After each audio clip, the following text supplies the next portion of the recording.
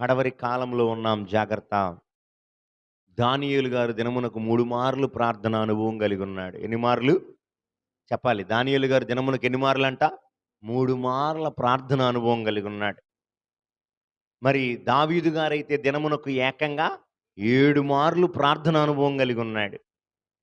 మరి నా జీవితంలో మనల్ని మనం ఒకసారి ప్రశ్నించుకుంటే, మనం ఎన్ని సార్లు, ఎంత సమయం ప్రభువుతో, తండ్రితో సహవాసం కలిగి ఉన్నాం?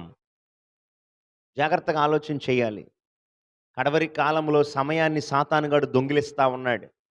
సమయాన్ని దొంగిలిస్తా ఉన్నాడు.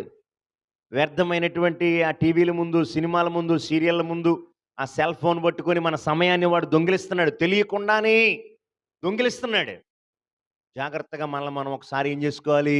పరిశీలన చేసుకొని, నిజంగా ఈ దినము నేను ఎంత సమయం నా తండ్రితో నేను సహవాసం చేశా?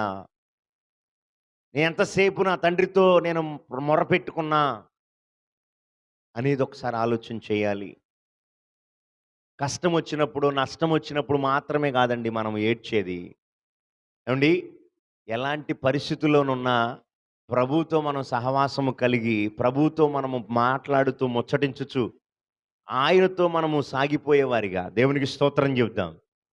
చాలా ఇంపార్టెంట్ అది. ఆ సహవాసం కావాలి. దేవుడు అదే కోరుకుంటున్నాడు.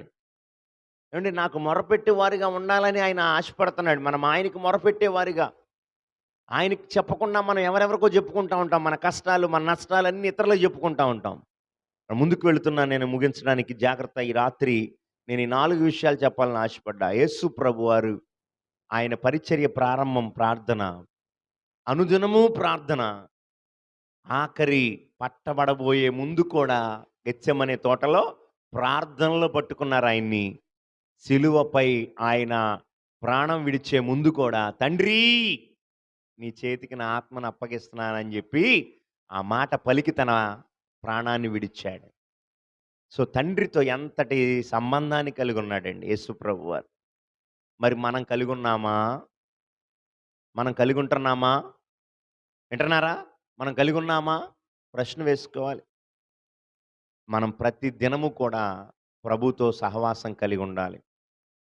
వారమునకు ముమ్మార్లు ప్రభు పరిచర్యలు జరుగుతూ ఉన్నాయి. ఆరాధన స్థలములోకి వచ్చేవారిగా ప్రతి దినము కూడా ఒక దానియేలు వలె, ఒక దావీదు వలె, అంతకంటే మరి ఎక్కువగా మనము దేవునితో సహవాసము చేసేవారిగా, మొరపెట్టేవారిగా, నిజంగా ఆయనకు మొరపెట్టుట వలన ఎన్ని ఆశీర్వాదాలండి. హల్లెలూయా.